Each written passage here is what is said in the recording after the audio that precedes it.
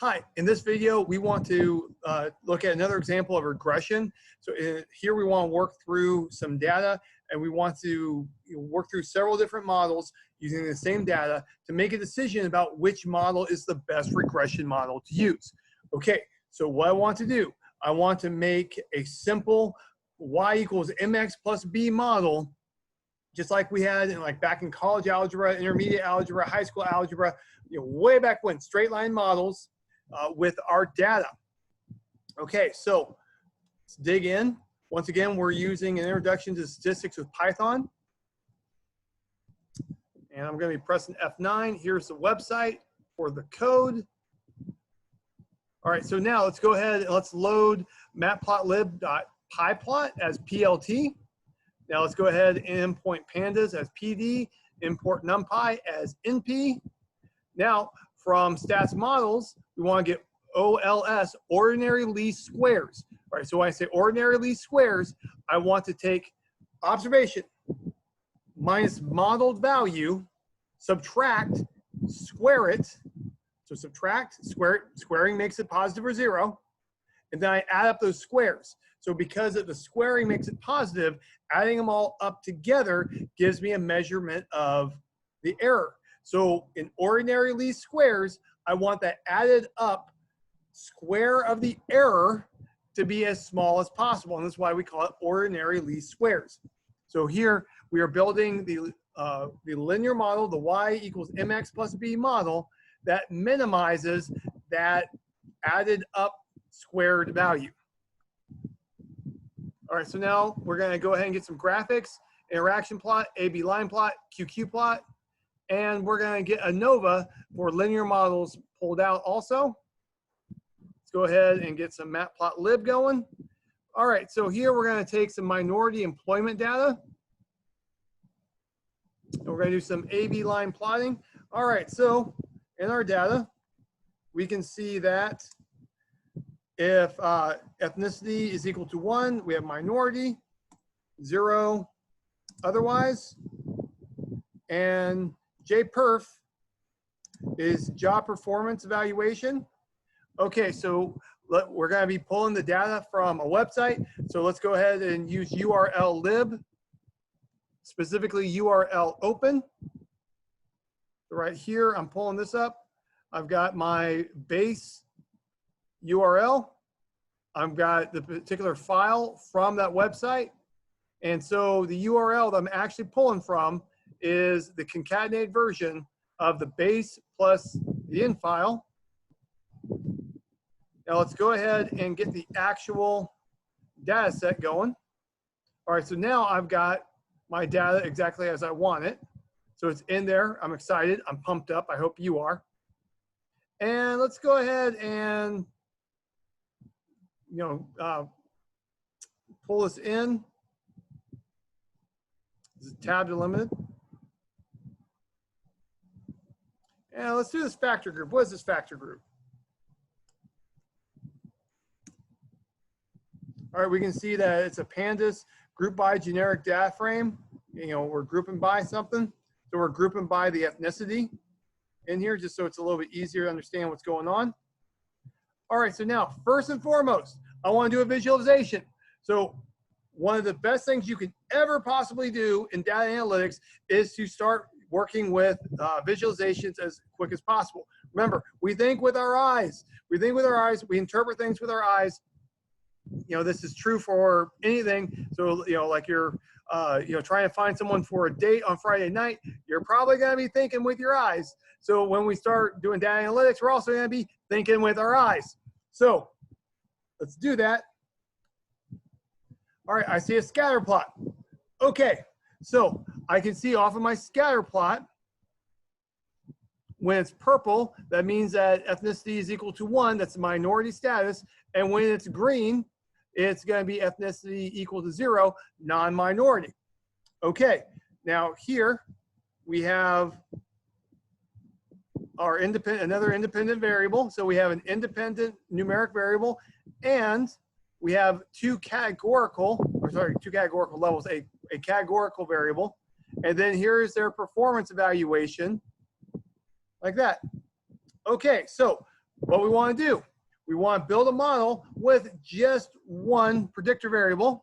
So what we're going to do, we're going to take their test score, and we want to predict their job performance without considering what their ethnicity is.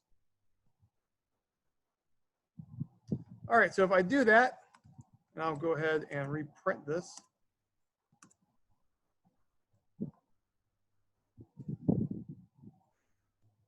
Make it a little bit easier to pull up. All right, so I'm looking at this. It's a least squares model. This is exciting. Got 20 observations and 18 degrees of freedom on my residuals. My R squared is 0.52. That is, okay, so in predictive analytics, I'm going to let you know something. You're going to see textbooks that say that R squared is useful at 0.5. I call BS. I have been working with data long enough that I can tell you, when we start modeling, an R squared of less than 0.7 is useless. Maybe for inference, we're a little bit more flexible, but in predictive analytics, anything less than 0.7 R squared is useless. Straight up, that's just how it is. There's an interpretation of R squared telling us like the percentage of variation that's accounted for. Yeah, that's true in inference, but honestly, decision makers in the business world, they want a prediction. They don't want inference. They want to know what's going on. They want a crystal ball. So right now, this model, I would not bet my job on it. Now, sometimes in data analytics, you get forced in a position where the top boss wants you to do something and it's just not in the data. That's a tough position to be in. I've been in it several times. What you got to do, make the best model you can and put out warnings and talk to your immediate supervisor, talk to anybody that will listen, and make sure that people know that you do not have faith in your model. It's better for you to announce that before you hand them a crap model, because 6 months down the road, when the results come back and they see, oh, your model did not do what it was supposed to do, you need to deal with that. And it's better to call out your failures when you know it's going to happen. Okay, so now adjusted R squared is 0.49. Kind of a bit of a gap considering there's only one predictor, but yeah, I guess it'll be okay. All right, now the F statistic is a little bit more than 19, super small p-value. All right. So there is informative value in this model, and it's going to be good for maybe making an inference. But if I'm interested in predictions, I do not want to use this model. This is not enough. And I can look through. All right, so the intercept, it looks like it's 1. And then the coefficient of the test score is 2.4. So I can use these two values if I want to make a y equals mx plus b and try to predict someone's expected value on their performance evaluation given their test score. Now I look here, the skew is a little bit bigger than what I would like. Usually we don't worry too much about kurtosis. Okay, so let's go ahead and let's plot this scatter plot, but now let's slap that line on there to give us more of an idea of how useful this is. Okay, so I look at this model. I can see that using just the test value as the predictor, not considering their ethnicity, I can see a line going through here. And yeah, I can see why it's skewed. You see how many are below the line compared to above? Yes, it is skewed, and it's skewed in the negative direction. Now, if I was to add up the vertical difference between the dot and the line, if I add them up, down here is negative, down up here is positive, it's always going to add up to 0. That's just how regression works, because we're getting the smallest possible sum of squares. All right, well, you know, I mean, there's enough deviation here that I could say, yeah, you know, maybe I can get there is an overall trend going. I can see that there's a trend, but if someone gives me like their test score, let's say someone has a test score of 1.5, then realistically, I can expect a value in this range. You know, just look at the data. You know, you know, if I can realistically expect something going from 3 to 6, I mean, 3 to 6, it goes from 1 to 8. That's, I mean, that's like half of the range. I mean, that's so large that this doesn't really tell me that much. Okay, well, so this is why we can't use it for prediction. Okay, well, let's make a new one. What I'm going to do, I'm looking at this, I go, hey, I think that the purple dots and the green dots, they have a y equals mx plus b model, once again, but I think the purple dots and the green dots have a different slope with the same y-intercept. Well, let's see what happens when I do that. So what we're going to do to achieve this, I'm going to put an interaction term between the ethnicity. Remember, ethnicity is 0 and 1. I'm put interaction between test and ethnicity. Okay, so what this will do is when ethnicity is equal to 1, I'm going to get a different slope than when ethnicity is equal to 0. And that's what this test colon ethnicity is going to do for me. Okay, so here's my model. So let's go ahead and look through. All right, so my R squared, that's actually a pretty big jump considering I only added one term. All right, that's reassuring. Adjusted R squared, there's a, yeah, that's kind of a gap. Considering I only have 2 predictors. Yeah. F statistic, so this is still, so I can conclude that this is an informative model. But with this R squared, I still don't want, I still don't feel comfortable making predictions with it.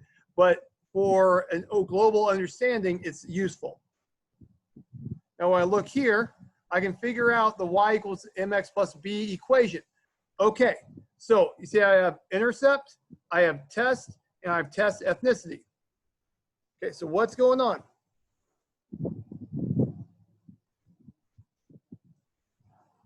So we've made a y equals mx plus b model. So when ethnicity is equal to 0, what we've got is that the performance is, or I should say the expected value of the performance, or the average performance is going to be equal to 1.1 for this intercept plus 1.8 times their test score. Now,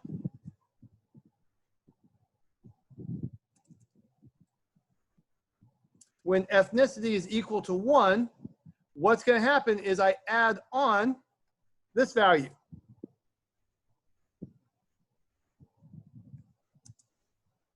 So 0.9 times their test score. Okay. So what does this do for me? Well, I look at this, I see that I've got test and test. So using some college algebra, I know that that's going to be, I can simplify this, factor out the test, add 1.8 to 0.9, and we can see that a better way to write this is 2.7.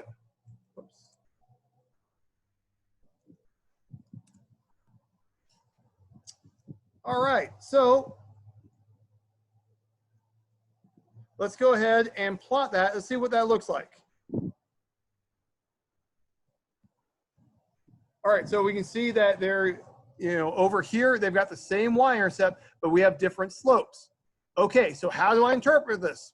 Well, then, you know, with the slope, I can see that someone who is a minority will have to get a higher test score to achieve the same performance evaluation according to this model, if this model is the correct model. Now, if it is or not, we're going to keep digging into it, but you're going to truly conclude that the correct model is the correct model, you need to use subject matter knowledge on the situation also. The statistics is really not going to be sufficient for this one. All right, so now let's do another model. In this model, what we're doing is, I think that minorities and non-minorities have the same slope, but they have different y-intercepts. In this situation, the two lines are going to look like railroad tracks. They're going to be parallel to each other. So let's see what's going on here. Okay, so I've got, oops, that's not what I wanted. There we go. Go ahead and print this up. So here's the new model. I see that I've got a drop in R squared. Still have that about the same difference between adjusted R squared and R squared. Still looks like an informative model. So it might be a good one for inference, that is. It definitely is crap for predictions.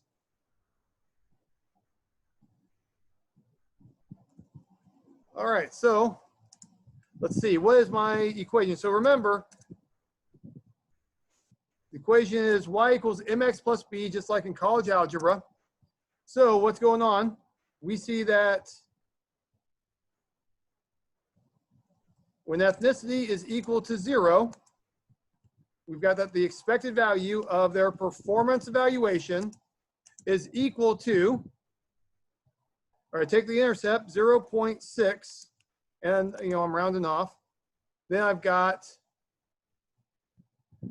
2.3 times their test score. Now, when ethnicity is equal to 0, multiplying this value by 0 gives me 0. So, but just to emphasize that, I'll go ahead and write that here. It's going to be plus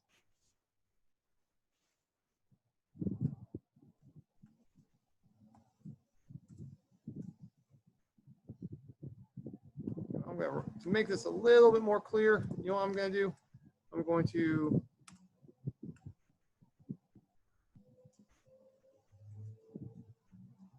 make this a little bit easier down the road. Now I'm going to come back up here and mix it up because I'm a wild and crazy guy.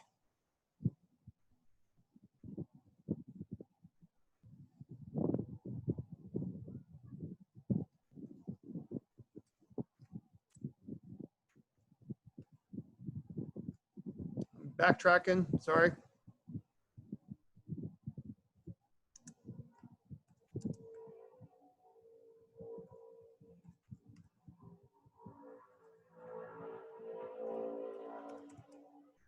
All right, so in our previous model, the expected performance evaluation is equal to 1.1 plus 1.8 times the test value plus 0.9 times the test value times the ethnicities. That's 0 or 1. When the ethnicity is equal to 0, you notice I just dropped this entire part altogether. When ethnicity is equal to 1, it got added in to this part of the equation. All right, so that's how we interpret it. So here, all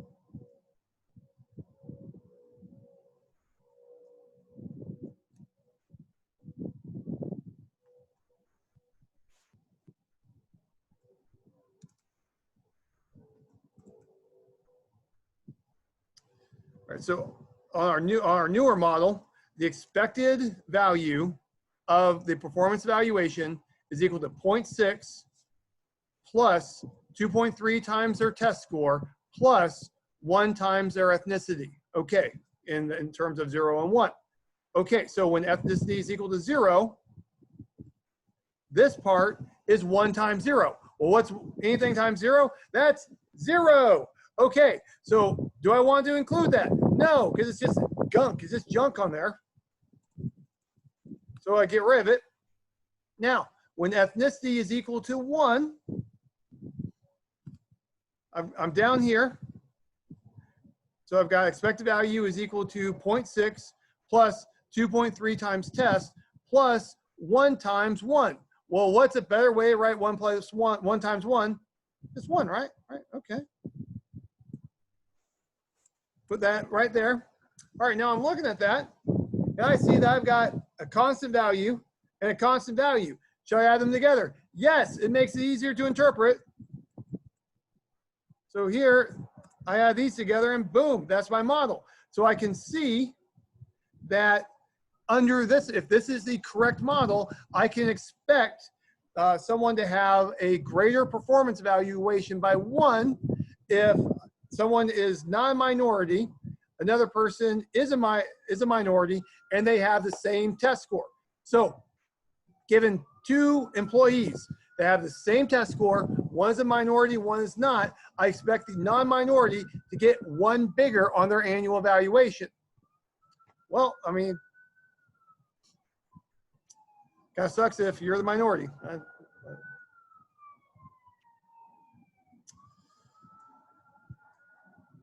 All right, so now let's go ahead, let's take a look. What does this look like when I actually do a scatter plot? Boom, we got it. Now, here, these look like railroad tracks. I can see that it's about a vertical difference of 1 between these 2 railroad tracks going. And I can look and I can see, yeah, it's not very many points, so it's hard to tell how well each of these lines are fitting. Okay, so now what we want to do, we want to see if, do these 2 groups just have completely different linear models. So we checked it where we had 1 linear model. We checked it where we had 2 linear models, where that is we had 2 different slopes. Next, the last one we did was 2 different models where they have the same slope, different y-intercepts. Now what we're interested in is a situation where we have 2 different models. Each model has a different, they have 2 different slopes and 2 different y-intercepts. And how I get that in this formula notation is going to be test times ethnicity.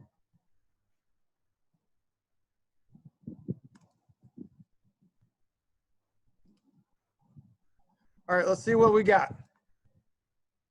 All right, so R squared is 0.66, still lower than I will tolerate for predictions. Still have that gap with adjusted R squared. Statistically significant.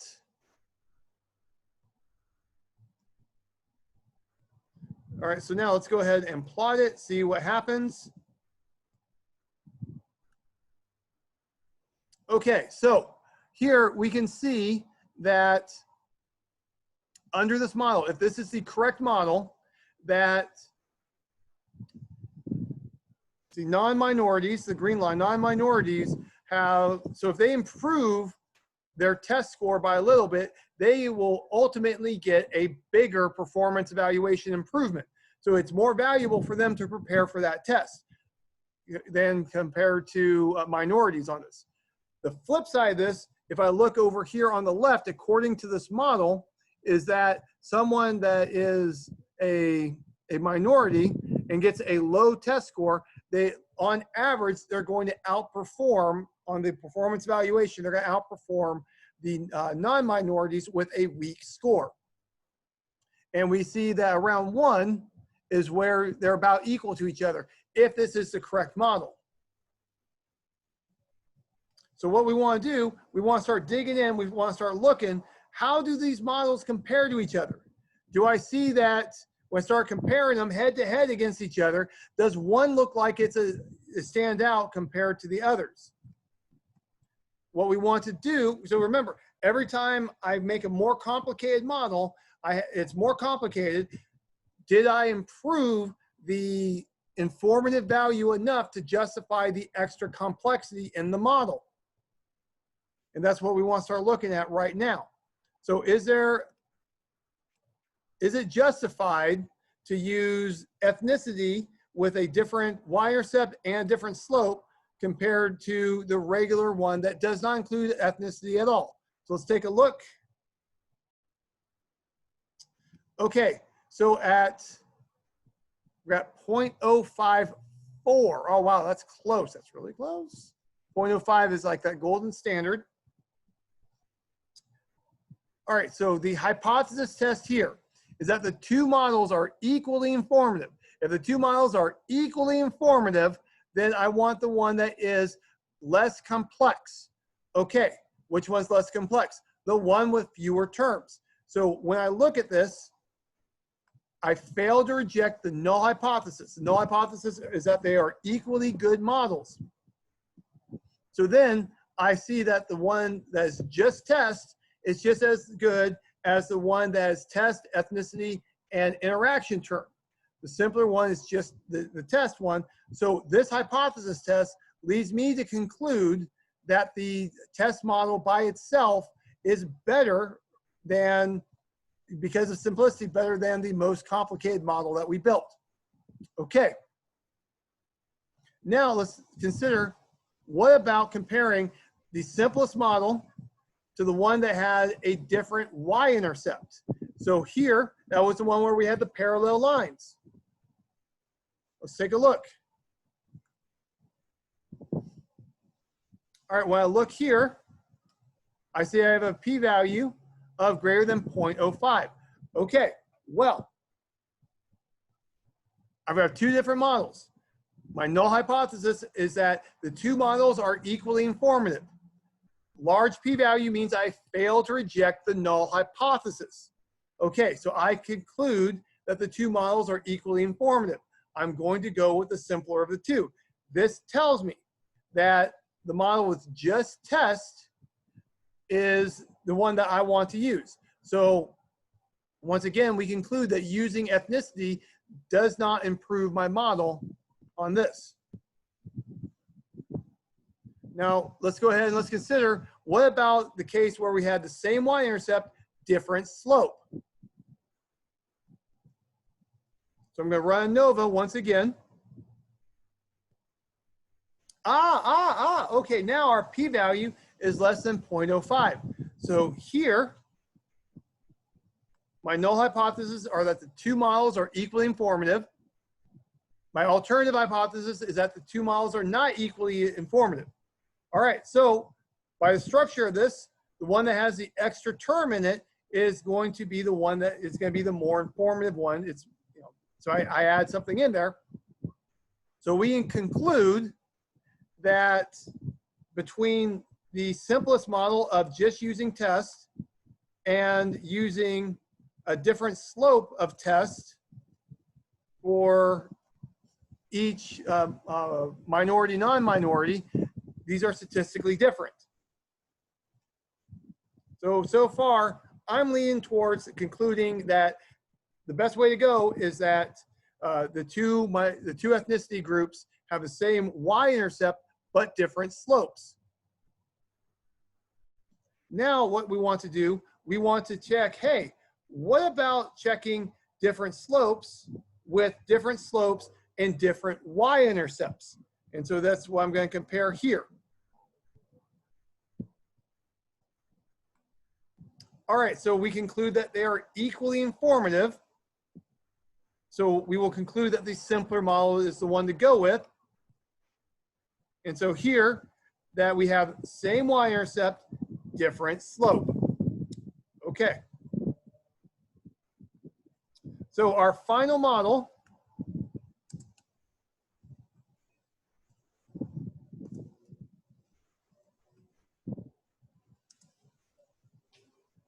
is going to be that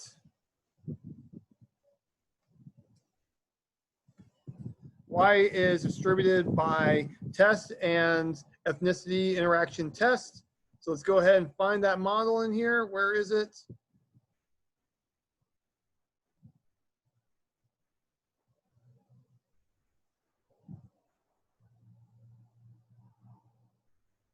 This is what our second model.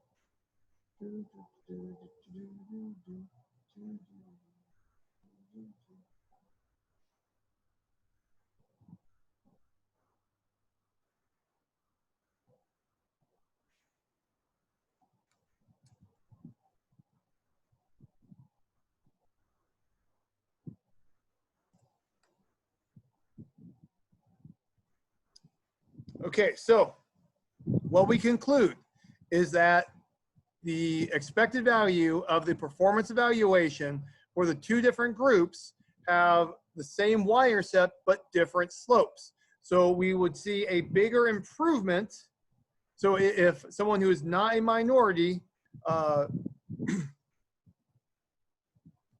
let's see, yeah, so we see a difference in the slopes, and so we have these two equations to work with, and that's that. I hope you enjoyed this. I hope things are going well for you and you're staying healthy. Goodbye.